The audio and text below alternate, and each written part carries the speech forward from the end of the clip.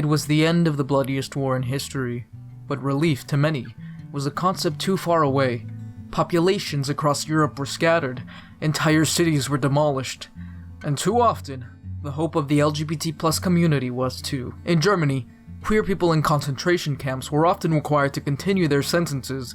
Those jailed for homosexuality under the Nazi regime were still viewed as criminals. Two economies, two atomic powers, two different political systems remained intact after the war. The United States and the USSR became the two world superpowers, however, shared in their distaste for queer people. Under Stalin's Russia, homosexuality remained a crime, and was often conflated with pedophilia and fascism. Rather than seeing queer people as a palette of political ideologies and identities, queerness, and any challenge to the status quo, became associated with the enemy. Danger of the Communist Party.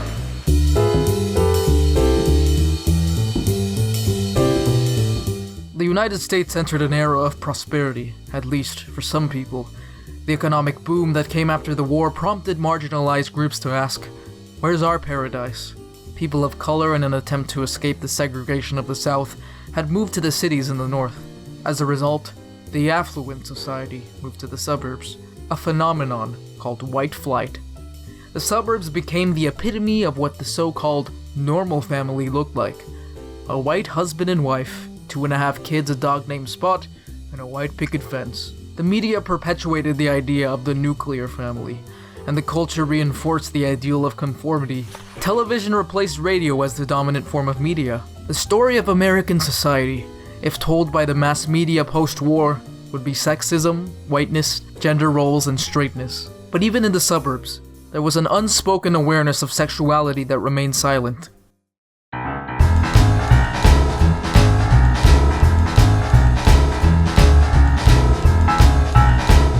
The Kinsey reports, published in 1948, allowed for the suburban household to become aware of the people nobody talked about.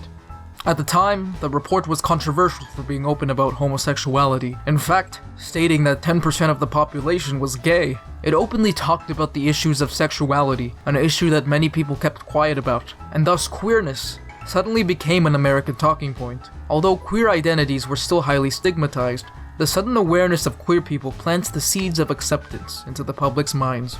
To many, the new awareness of sexuality was a sign of degeneracy, or in other words, a threat. Those in the affluent society strived to keep things the way they were. Americans would do anything to keep the capitalist system that had brought so many to prosperity, and thus, the threat of communism became a fear. Not for foreign nations, but for US citizens at home.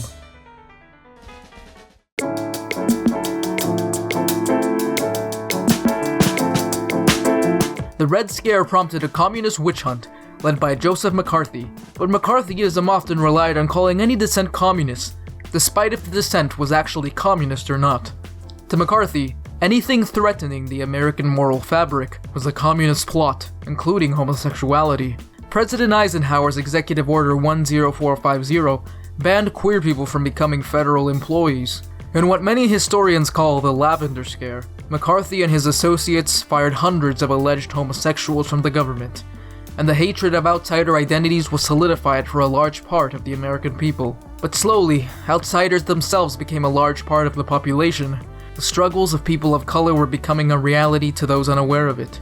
In a 1954 landmark decision by the Supreme Court, Brown versus the Board of Education made segregation in schools illegal, and the modern civil rights movement gained a voice on the American stage.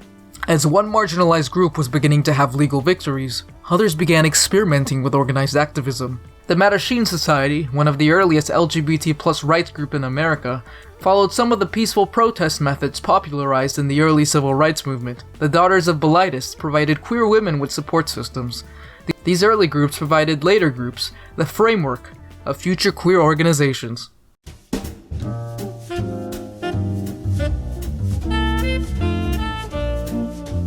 Del Martin and Phyllis Lyon. Del Martin and Phyllis Lyon are a lesbian couple that have been together since the 1950s until Martin's death. They founded the lesbian rights group, the Daughters of Bilitis, and the lesbian publication, The Ladder. Their organizations were one of the first LGBT+ organizations in the US, and joined the National Organization for Women in order to push for the intersectionality of lesbian and women's issues. Harry Hay.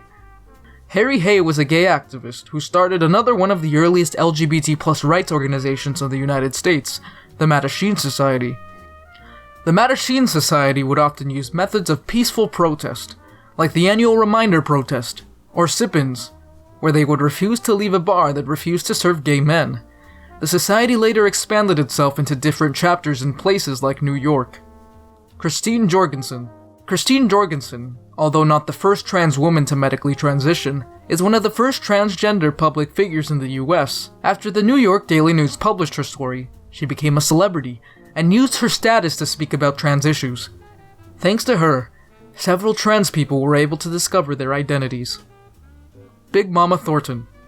Willie Mae Big Mama Thornton was a queer blues singer that rose to prominence in the 1940s and 50s. Her biggest hit was a song called Hound Dog, predating Elvis's recording by a few years. She often wore traditionally masculine clothes on stage, and was never ashamed of any harsh words from her critics. The late 40s and early 50s marked a new age for America. No longer was the country's culture in distinct bubbles, but now a uniform concept. The urge to conform in an age of prosperity was a barrier for many, but for others, it was a victory to be had. As civil rights for African Americans gained the public eye, other groups would strive for the same level of prominence. Next on LGBT+ history by the decades, learn about the writers, rebels, and movements that set the stage for the sexual revolution.